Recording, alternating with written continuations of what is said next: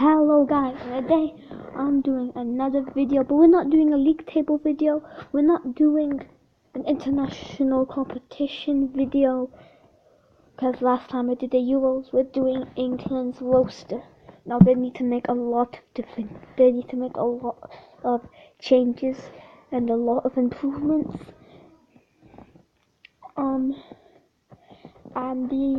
Let's get into this. So first of all, we have Wayne Rooney, who definitely won't be in England's squad next season. But last Euros he had to be in the first team because he was the captain. But he needs to be replaced, and he's very likely replacement for him because he is a centre attacking midfielder. Rose Barkley could easily take up his spot. Next up we have Jamie Vardy, another player who could easily be replaced. Jermaine Defoe's 15 goals this season. He outscored Jamie Vardy for a team that finished rock bottom, Sunderland, while Leicester avoided relegation. Jamie Vardy had a great finish to his season, making the quarterfinals of the UCL Champions League and running away from relegation by a good country mile, finishing 11th, going from 17th to 11th in around a month. But Jermaine Defoe, I think, should be his replacement. Next, we have Daniel Sturridge, another player who should be replaced. He's been constantly injured and out of form at Liverpool, and when he finally came back, he scored a goal against West Ham. But that's not enough. He might be leaving to West Ham, and there's not that many really suitable replacements for him. Rashford, they've already called him up, but one of their options could be... there's not that many players that they can call up. If Danny Welbeck only scored 2 goals this season, and he's not going to get called up. He did get called up for the Euros, and we saw him play in the qualification. But you can't really find a replacement for Daniel Sturridge. So that would be pretty disappointing if he stayed in the team. But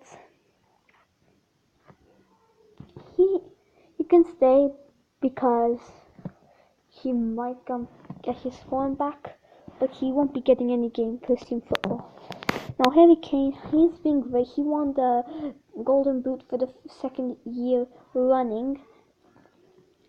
For the second consecutive year, he and Tottenham are constantly improving, and Harry Kane is as well. Pochettino's first 3 seasons, Tottenham finished without a Europa League spot without Pochettino. When they came, Pochettino got them 5th, then 3rd, then 2nd, and they're easily one of the best teams in England, if not the best team in England at the moment. They've been amazing, and Harry Kane is just one of their multiple stars. He might be leaving the club, but his contract's not expiring or anything, so he was probably going to stay. Next up we have Joe Hart, who was on loan to Torneo, who finished top 10 this season, and he's not going to really deserve a call up for the Euros with Jordan Pickford and doing really well. But Jack Butland, he hasn't been that impressive this season, and Joe Hart. So I think Joe Hart should stay for England in the World Cup 2018. Now Adam Lallana, I'm not sure if he should be replaced or not. He's been really good this season. He's been so good tactically. He's been great for Liverpool, and I think he should stay. He will be one of England's stars, and could even be the next Steven Gerrard. I don't know. It's not like he's a shining youngster or anything, but this season was was his season. He was really good. Next up we have Marcus Rashford, who undoubtedly needs to be called up for England. He's managed so many goals and performed so well this season. He scored a winning goal against Chelsea, champions Chelsea this season. He scored 2 goals against Arsenal last season and scored a winning goal away to Manchester City. So he's looking like an unstoppable big game player. And every game is a massive game for England. Once they enter this World Cup, it just has to get game time. He was England's only good player when they were losing to Iceland when he was subbed on. He was already the man of the match, even though he only played a bit more than 5 minutes. He definitely deserves a call-up. And yeah, he's really, really good. Next up, we have Raheem Sterling. He's been pretty decent for Man City. He had a great start, but he slipped away to the shadows in the middle and the end, and he did not really perform. He was the player of the month on the first month of the Premier League. He needs to stay I think he'll stay in the squad, but if he continues to not perform well, there's not really a point in him being in such a massive team. England are still a big squad side, and they need to prove that.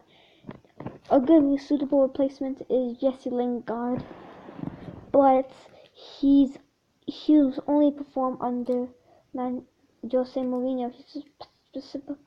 He's a typical Jose Mourinho player, so you don't really have a big replacement for Raheem Sterling. If he'll be lucky and probably slip into the England's first team next season. Next off, we have Jack Wilshere, who definitely doesn't deserve a call-up. He has played so little this season.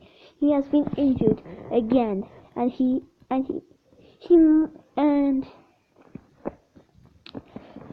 if he does leave the city in the summer, and he might bounce back in form. Even Manchester United want him, but he's been dreadful, and so far he'll lose the first team spot. Probably. A couple good replacements would be Jordan Henderson, performing great for Liverpool this season. Great at central defensive midfielder, but I'm a big fan of his passing style, and if he can continue doing well, he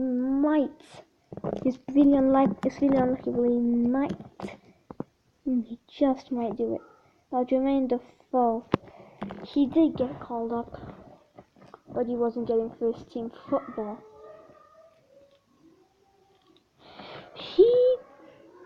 There's not really any replacements for him, and he scored 15 goals for the side that got relegated.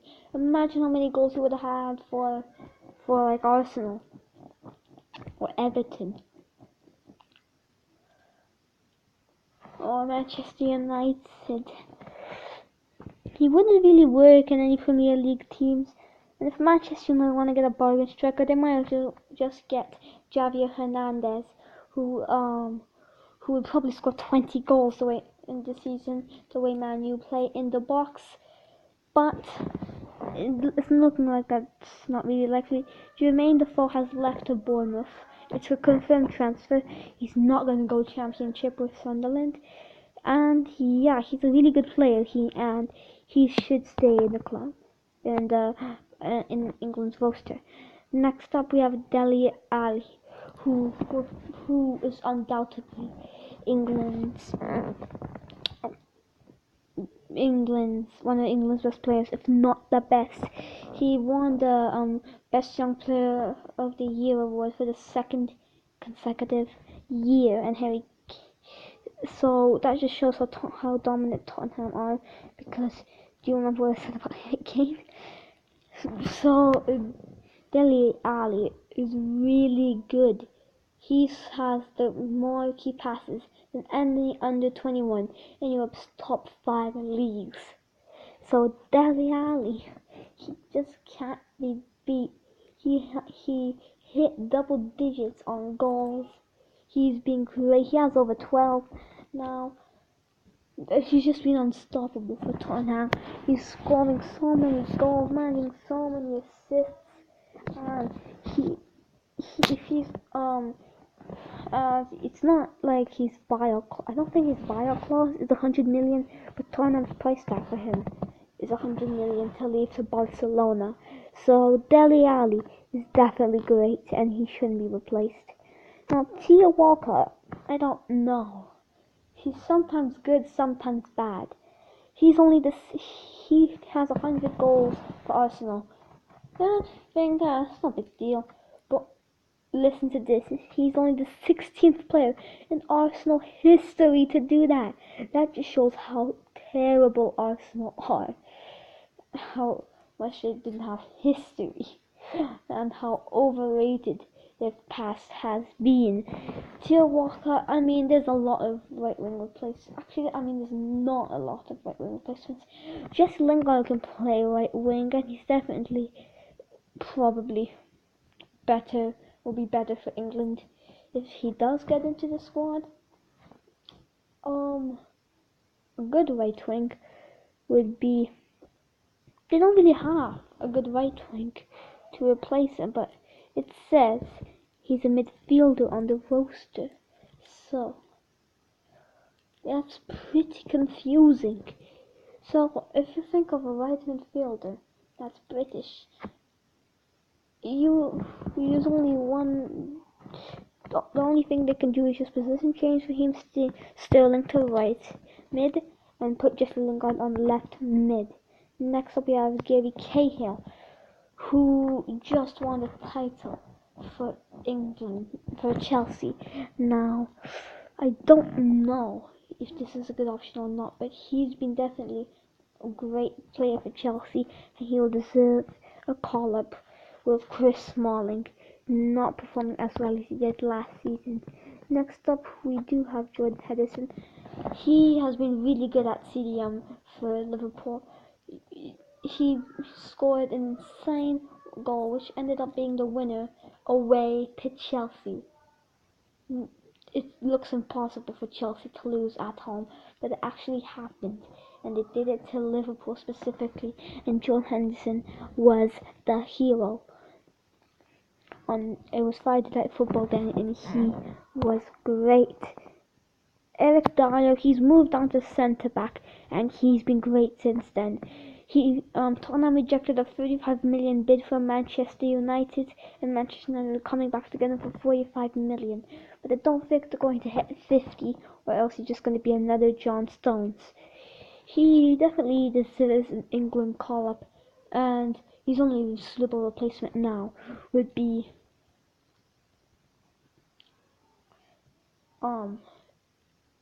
Phil Joukila. Now Chris Smalling, Phil Joukila should take his spot with somebody else because he's not that good. He's played less than Phil Jones, so maybe he would deserve the spot. But I think Chris Smalling won't miss out on that much. He's still a really good player, and he will be for England. John Stones, no. I don't think he's going to stay in the England squad for long. He'll be called up, but he won't be in the first team. He makes too many mistakes at City, and he's really, really poor. Ross Barkley, I don't know. He's not the best centre-back midfielder, but he's definitely the most underrated in the Premier League. Danny Welbeck, he is actually said he's a midfielder, but he's a striker, only 2 goals. I'm not going to talk too much about him. He doesn't deserve it. It doesn't say Jesse Lingard's position. That's because he could either play everywhere or he's not in the team. I already spoke a lot about him. And Livermore and all the others are substitutes. So I'm only going to talk about Danny Rose, who cost 45 million. to leave to Man City, but the deal isn't done. So yeah, that's England's roster and